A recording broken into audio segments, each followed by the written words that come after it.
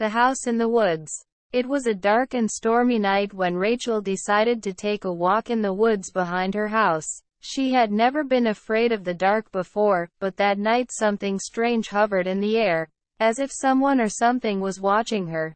Rachel decided to take a little detour and headed for an old abandoned house that stood in the middle of the woods and belonged to her old grandfather who had been dead for years now, since Rachel was a child. She did not know why, but she felt she had to go inside. Maybe it was just curiosity that had driven her, or maybe it had been something else. When she arrived in front of the house, she noticed that the door was slightly ajar. Without thinking much about it, Rachel pushed open the door and went inside. The interior of the house was dark and dusty, but Rachel could make out a large fireplace in one corner of the room. As he approached the fireplace, he felt a presence behind him. He turned sharply, but saw nothing. Only darkness. Rachel decided to leave the house, but when she tried to open the door, she found it was locked. She was trapped in there. At that point, Rachel began to feel really scared. She looked around the room, looking for a way out, when she noticed a staircase leading upstairs. She decided to climb it to see if there was another way out. As she went up, she heard footsteps behind her. She turned around again, but saw nothing. Rachel began to run up the stairs, her heart pounding in her chest. When he reached the top, he found himself in a long hallway. There were several doors on either side, all closed. Rachel decided to open the first door she encountered and found herself in an empty room. But when she turned to leave, the door had closed again. Rachel was trapped again. At that point, she began to feel really desperate. She sat down on the floor, trying to calm herself. But just then, she heard whispers behind her back.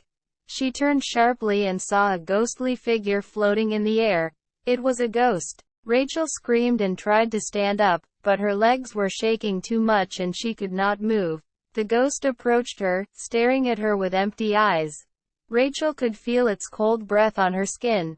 Then, suddenly, the ghost disappeared. Rachel was alone again, but she still felt his presence in the room. It was as if he was watching her. Rachel decided to look for another exit and began walking down the hallway. But every time she opened a door, she found herself facing another empty room. It was as if she was in an endless maze.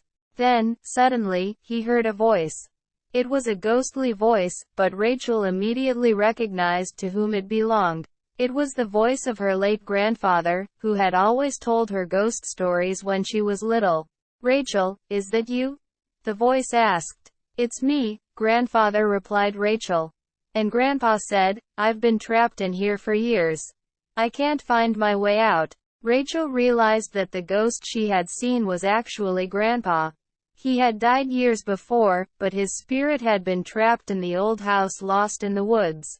Rachel decided to help her grandfather find his way out and began to follow his voice. After a while, they arrived at the staircase leading to the first floor. Rachel threw open the door and walked out together with her grandfather into the stormy night.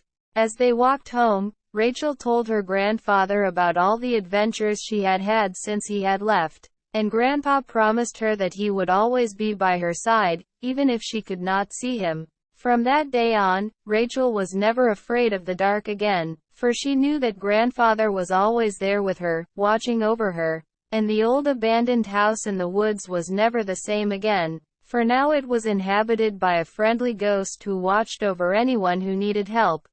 The end.